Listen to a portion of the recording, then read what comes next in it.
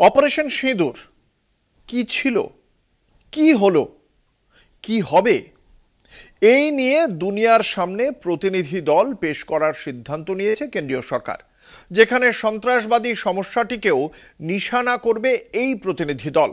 সাধু উদ্দেশ্য সন্দেহ নেই, কিন্তু এ নিয়ে গোলমাল শুরু হয়েছে কেন্দ্রীয় সরকারের সিদ্ধান্তেই।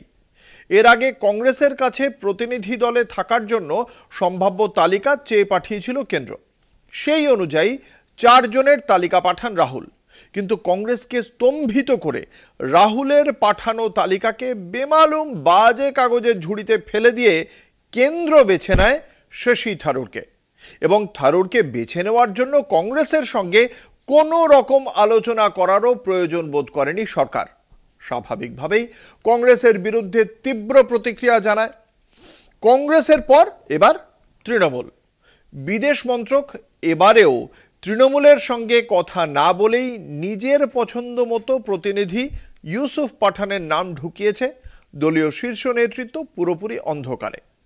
আপত্তি জানিয়ে বহরমপুরের সাংসদ ইউসুফ পাঠানের নাম প্রত্যাহার তৃণমূলের। অন্যদিকে প্রতিনিধি দল পাঠানো নিয়ে রাজনৈতিক চর্চাও শুরু হয়ে গেছে। ডোনাল্ড ট্রাম্পের মন্তব্যে বিরোধীদের চাপের মুখে রাজনীতির নজর ঘোরাতেই কি কেন্দ্রীয় সরকারের সর্বদলীয় প্রতিনিধি দল পাঠানোর সিদ্ধান্ত?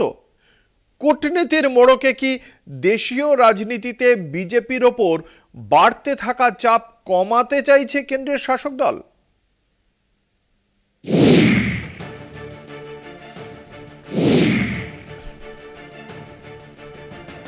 শেষ মুহূর্তে মতবদল। সিঁদুরের গুরুত্ব বোঝাতে বিদেশে কেন্দ্রের যে প্রতিনিধি দল যাবে তাতে থাকছেন না বহরমপুরের তৃণমূল সাংসদ ইউসুফ পাঠান।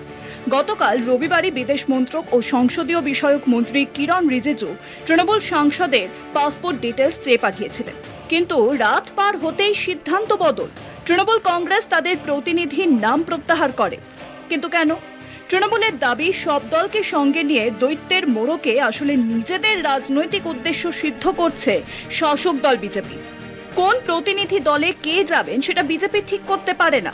দলের সঙ্গে কথা না বলে বা আনুষ্ঠানিকভাবে চিঠি না দিয়ে সেই দলেরই সাংসদকে ফোন করে পাসপোর্ট চেয়ে নেওয়া দলের শৃঙ্খলার পরিপন্থী। Told earlier also, I think you are repeating the same question. I said that they cannot decide the name. If they request us, the mother party, the party will decide the name. This is the customary, this is the system. We are totally with the central government regarding external affairs policy, and we are fully supporting them. We don't have any hesitation to say that. Is it clear? मेरा party से कौन जाएगा ये decision party का है। आज मैं दिल्ली जा रहा हूँ, एक्सटर्नल अफेयर्स का स्टैंडिंग कमेटी का मीटिंग है। मुझे उस कमेटी में नॉमिनेट किया पार्टी ने।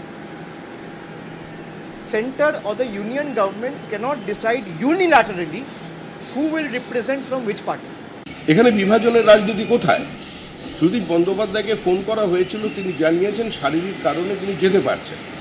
ইউসুফ পাঠান একজন আন্তর্জাতিক খ্যাতিসম্পন্ন ক্রীড়াবিদ, তাকে সরকার নিয়ে যাওয়ার প্রয়োজন আছে বলে তার কথা বলা হয়েছিল। তিনি প্রথমে হ্যাঁ বলেছিলেন, এখন তাকে উইথড্র করে নেওয়া হবে। তো কংগ্রেসেরও তো 2 জন প্রতিনিধি যাচ্ছে, তো এখানে দলের প্রশ্ন কোথা থেকে আসছে? শুধু তৃণমূলই নয়, উদ্ধব ঠাকরে শিবসেনা শিবিরও ক্ষুণ্ণ। প্রিয়াঙ্কা চতুর্বেদীকে যে প্রতিনিধি দলে রাখা হয়েছে সে বিষয়ে দলের নেতা উদ্ধব ঠাকরেকে জানানো হয়নি। এই বিষয়ে সঞ্জয় রাউত তিনি বলেন, বরযাত্রী পাঠানোর এত তাড়াহুড়ো কেন?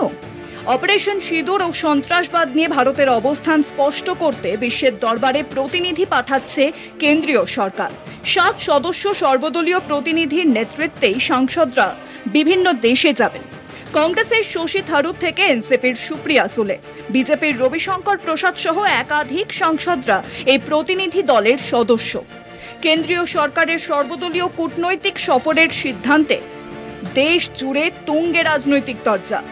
বিরোধীদের অভিযোগ, আমেরিকার চাপ এবং পেহেলগামের ঘটনা দেশ জুড়ে যে ক্ষোভ তৈরি হয়েছে তা থেকে জনতার নজর ঘোরাতেই বিজেপি সব দলকে নিয়ে বিদেশ সফরের আয়োজন করেছে।